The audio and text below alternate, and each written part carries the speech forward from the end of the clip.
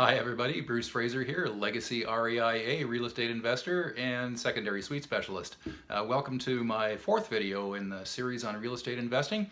And last week I talked a little bit about how Trish and I got into real estate and why, and the kind of returns that we were getting on our properties and that you might expect as well.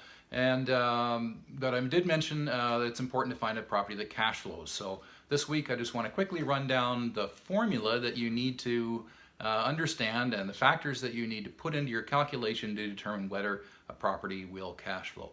In a nutshell, your income from that property, whether it be from rental or laundry in a multifamily home or garage income or what have you, has to exceed that of your costs. And here are your costs. Your costs aren't just your mortgage and taxes, but they also include insurance. So you need to calculate in the cost of your mortgage and your insurance and your taxes. Plus, there's a few other things you need to put in there as well. Who's going to manage your property? Property management fees can range from 8 to 12%. We usually use a number around 10 just to be safe. Also, properties need to be maintained. So if you have an older property, you could put in around 8% a month as your maintenance fees, and this is versus your gross rent. So you take your gross rent times 8%, slot that in as your property maintenance fee. Your property management fee, again, against your gross rent or your total income for that property at 8 to 10%. And also your vacancy rate.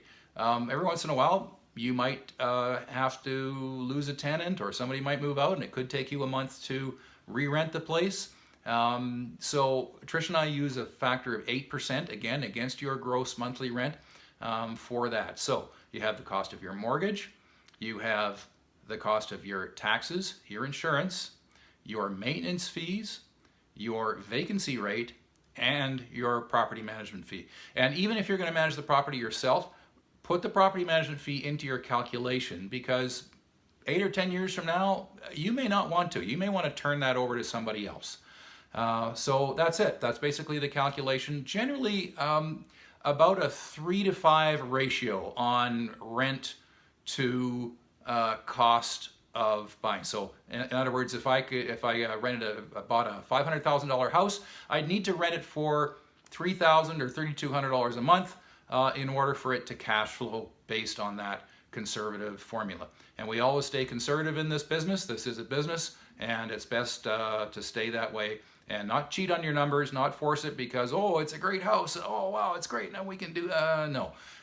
You really got to be quite cold in calculating at this point your investment. So if you're struggling trying to find properties with that kind of ratio, tune in for the next video because we'll talk a little bit about the things you can do to increase that ratio and realize a cash flowing property.